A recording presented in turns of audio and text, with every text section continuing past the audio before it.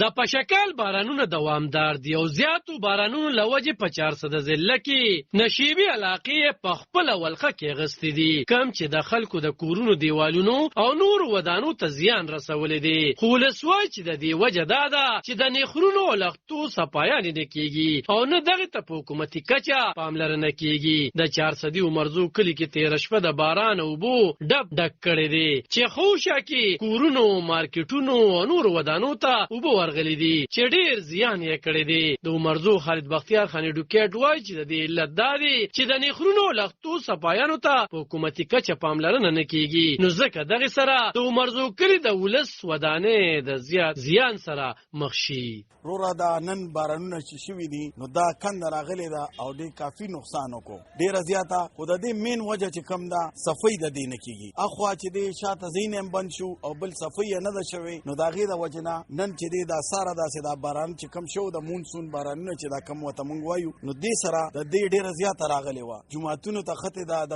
خلکو کورونو ته ختې دي اوبه او کافي نقصان یې وکړو. نو موږ مفتي صاحب ته زموږ چې کم ناظم الله دی، مطلب دا دی چیرمین دی، هغه ته خو د حج مبارکي مو ورته وایو چې الله دې حج قبول کا. خو چیرمین صاحب تاسو موږ له په الیکشن ورځو کې راغلي وئ، ستاسو ډېره مهرباني. نو موږ تاسو ته څه درته وایو، ریکویسټ درته کوو، سوال درته کوو چې په دې کندې سایډ باندې دا کم چې د پلی ډیم نه دغه راغلې ده، نو په دې کندې باندې د شوبلې ډرین دی ته وایي، په دې باندې کافي سیلاب راغلی دی او د خلکو کورونو ته ډېرې زیاتې اوبه رسېدلې دي، ایون جوماتونو ته رسېدلې دي. او دا یوازې دلته نه ده، په دې باندې د شاته کلو چې کم دی زمونږ نه چې دا کم لاندې کلي دي د هغې اوبه هم پرې راځي. نو ظاهره خبره چې دا دلته ډب شوه نو زمونږ یې دلته نقصان کړی. نو د لاندې کلو والا څه ته چې هغه مونږ ورته وایي د زورمنډۍ هغه نالۍ ده، د هغې اوبه هم دې ته راپروځي، نو د هغې به یې سهل کړي. نو مونږ دې ته وایو چې مهرباني وکړئ، خیر دی خو د دې فنډ منظور شوي لایي نو د دې مخکې نه صفۍ کوئ. اوس هم ستلي نه دي چې دا بارانونه وشي، نو د دې دا صفۍ وکړئ. د قدرتي آفتونو د انتظام صوبایي اداره وایي چې د پشکال د بارانونو له وجې د ممکنه زیانونو د مخنیوي لپاره ضلع انتظامیې ته سهولتونه ورکړل شوي دي